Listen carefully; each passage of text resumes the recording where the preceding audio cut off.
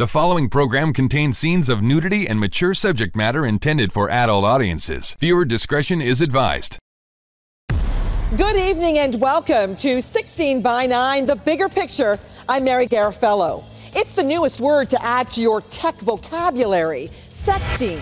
And if your child owns a cell phone or a computer, you need to know exactly what it is. Some teens are texting nude photos of themselves, and there have been some shocking outcomes. Tonight, we're going to tell you about some of them in this exclusive 16 by 9 investigation.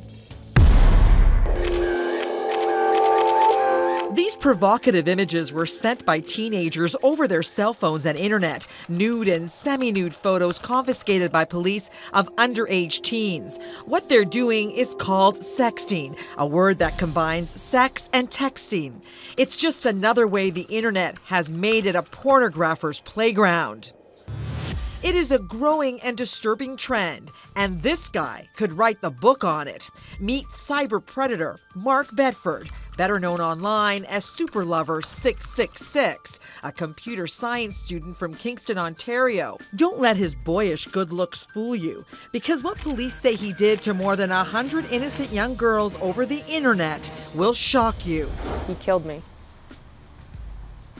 He murdered a part of my life that I will never get back.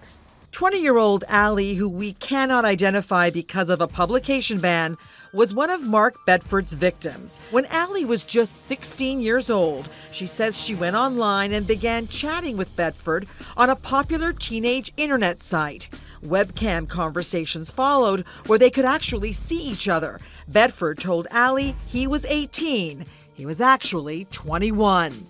We talked for a couple weeks, got to know each other, and that's when he was grooming me, as they call it, getting to know me, becoming my best friend. Every time there was a problem at home, there he was on the computer. They eventually decided to meet, and Bedford invited Allie to his home where he lived with his parents, his father, a prominent Kingston doctor.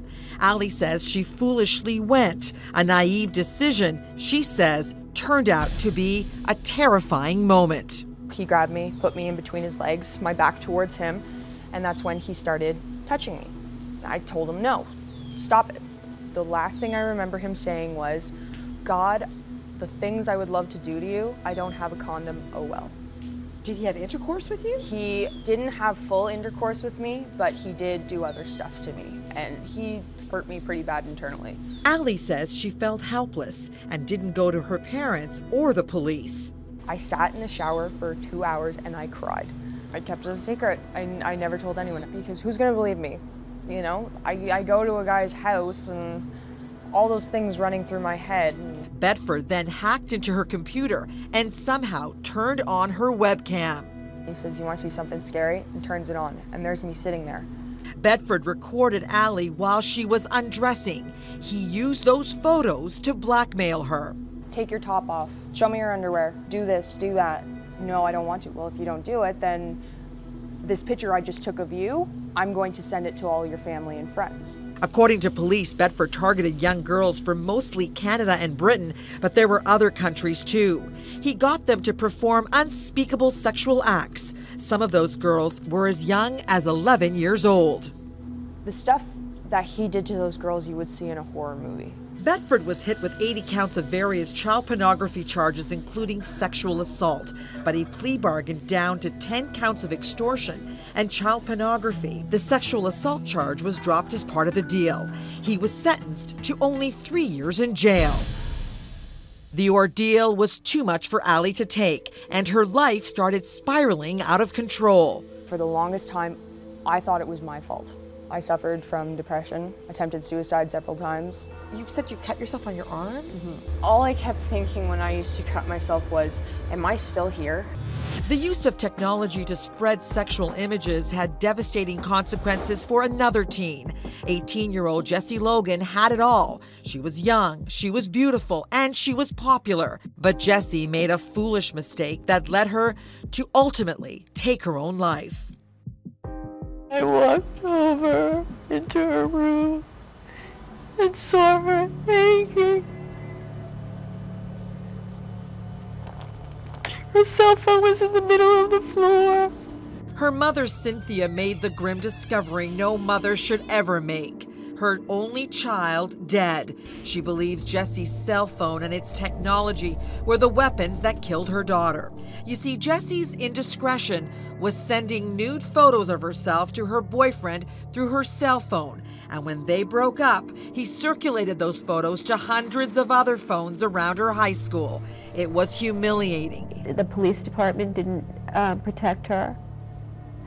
The school didn't protect her. She had no one. Jessie tried to turn her traumatic experience into some good. She agreed to appear in this television news story to warn other teens about what had happened to her.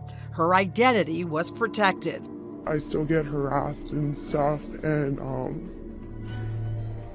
sorry. I just want to make sure that no one else will ever have to go through this again.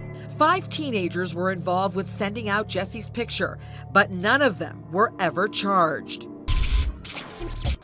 Teenagers are using these tech devices as weapons against each other. How widespread is the problem in Canada? It's still undetermined. But in the U.S., it's estimated that 1 in 5 kids have been involved in sexting. 10% of the images that American authorities are now seizing on computers, indecent child abuse images, 10% of those images are self-produced. Julian Scher is a Canadian author. His book, One Child at a Time, investigates how the internet has helped make child abuse terrifyingly common and how sexting is the new crime of the 21st century. They're being produced by teenagers, mainly teenage girls, that are producing themselves, and they're landing up on the internet. Now, they're sometimes at a drunken party sending pictures to friends, sometimes to a boyfriend then breaks up, he starts using it. And in some U.S. counties, law enforcement has taken the unprecedented step of filing criminal charges against teenagers who are involved with sexting. Ruined a big part of my life, and it's going to be ruining my life for a very long time. 18-year-old Philip Alper forwarded explicit pictures of his ex-girlfriend. He was convicted of distributing pornographic material and is now registered as a sex offender in Florida. Detective Paul Krawchuk with the Toronto Police Child Exploitation Unit says in Canada, sexting is a crime. And just like the U.S., if convicted, you could end up on a sex offenders registry. They could be charged. If someone sends a naked picture of themselves or pictures of themselves or a movie of them engaged in a sexual activity of any sort, they are underage, then yes, they could be charged with possessing or distributing child pornography. But no teenager has yet to be made an example of in Canada. Some say it's only a matter of time. If stupidity were a crime, a lot of us would be behind bars. Peter Cumming is an associate professor of child studies at York University in Toronto. He recently presented a study about sexting that got a lot of people talking, and this is why. The thing about sexting is it starts off as a private, consensual exchange between 2 young people, which I've likened to children playing doctor or spin the bottle. Those words infuriated some right-wing TV commentators like Bill O'Reilly, who took his own shots at Professor Cumming. I would ordinarily ignore an extremist like this, a crazy guy like this. This is a college professor putting this out. Canada, come on. Professor Cumming says it's precisely this reaction that parents need to worry about. I refuse to rise to the bait of being a loony or a pedophile. A moral panic had arisen just in the last few months around the United States and in Australia in particular, and it was starting to spread into Canada as well. Moral panic or not, Ali says she now wants to take her traumatic experience and use it to help teenagers. This topic is too silent. It's not talked about because it's ugly. Ali is working with the Ontario Provincial Police on a video about her story that will circulate in schools next fall. She says she talks to many student groups and it's helped her heal her wounds. And she has this very important advice. Abide by your parents' rules because in the end it'll save your life.